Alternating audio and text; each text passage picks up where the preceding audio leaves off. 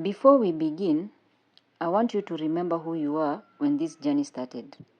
The beliefs you carried, the fears you did not question, the stories you told yourself, the things you thought you could control, the things you thought you could not, the people you blamed, the future you were worried about, the past you could not release, and the voice inside your head that you sometimes mistook for yourself. Now ask yourself something. Are you still the same person? Maybe the circumstances have not changed. Maybe the world has not become kinder. Maybe some questions still don't have answers. But perhaps you have changed. And maybe that is what this entire journey was about. Not finding yourself, but becoming aware enough to decide who you will become. Welcome to the final chapter of Season 1 of Novara Wisdom Gems.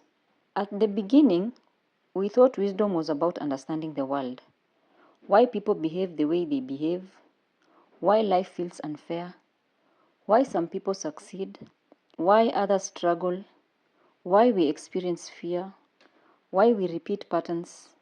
But eventually, the direction of the journey changed. We turned the question inward and discovered something uncomfortable. We don't experience reality exactly as it is. We experience it through filters, our memories, our beliefs, our expectations, our fears, our biases, our conditioning, our thoughts. And sometimes, the person standing between us and reality is ourselves. We learn to look into the mirror, not just to see our face, but at the stories behind it. Who taught you what success meant? Who taught you what failure meant? Who convinced you that you are not enough? Which beliefs did you inherit without even choosing them? Which fears have been making decisions on your behalf? Perhaps self-awareness begins here, not with judgment, but with honesty. Because you cannot change a pattern you refuse to see. Then we entered the world of the mind.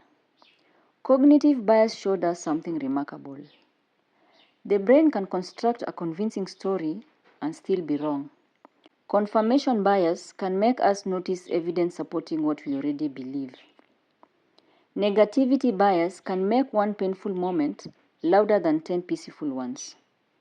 The halo effect can make one attractive quality influence our entire judgment of someone. Availability bias can make memorable events feel more common than they actually are. And suddenly, we realize something. Sometimes, the problem is not that we do not have enough information. Sometimes, we do not notice how our minds are processing the information we already have. That realization changes everything. Then came another question. What can you actually control? The world? No. Other people? No. Yesterday? No. Tomorrow? Not completely. But perhaps your response, your attention, your choices, your character, your values. And that ancient Stoic insight suddenly became strangely modern. Because while the world became faster, human beings remained vulnerable to the same ancient fears. Approval, rejection, loss, uncertainty, status, fear of the future. The technology changed, the human condition did not.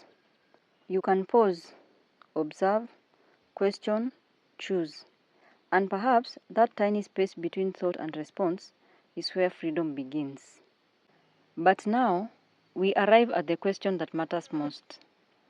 If you can question your beliefs, if you can observe your thoughts, if you can challenge your biases, if you can choose your responses, what will you do with that freedom? Because awareness alone is not the destination. You can understand yourself and still refuse to change. You can know your patterns and continue repeating them. You can recognize your fear and still allow them to make every decision. Knowledge opens the door, but you must walk through it. Imagine meeting yourself 10 years from now. Not the version with the perfect life. Not the version with the unlimited money. Not the version everyone admires. just you, older, wiser. Standing across from you, and they ask, what did you do with the person you were given? What would you say? Would you tell them, I was too afraid, I was waiting for the right time, I was trying to impress people, I spent my life worrying about things I could not control? Or would you say, I kept learning, I became more honest, I questioned what I inherited, I apologized when I was wrong, I stopped letting every thought define me, I learned to distinguish fear from freedom, I chose my values, I became more conscious, I kept becoming. Perhaps that is the real measure of life, not how much you accumulated, but who you became while living it. And this is where our story becomes beautifully uncomfortable. There is no final version of you. There is no morning when you wake up and suddenly understand everything. There will always be another blind spot, another question, another belief to examine, another fear to understand, another part of yourself waiting to be discovered. And that is not failure. That is human being. Learning does not end when school ends. Wisdom does not arrive with age automatically. And self-awareness is not something you achieve once. It's a practice, a lifelong conversation between who you are, and who you are becoming. Imagine the adult you followed throughout this season, standing at the beginning of a mountain path. Behind them, the storms, the mirrors, the noise, the biases, the masks, the endless thoughts, the expectations, the fears. Ahead, the sunrise. Not because life has suddenly become easy, but because the person walking towards it is no longer walking unconsciously. They know they will still struggle. They know they will still make mistakes. They know they will sometimes lose their way. But now, they know how to return to awareness, to values, to curiosity, to courage, to themselves.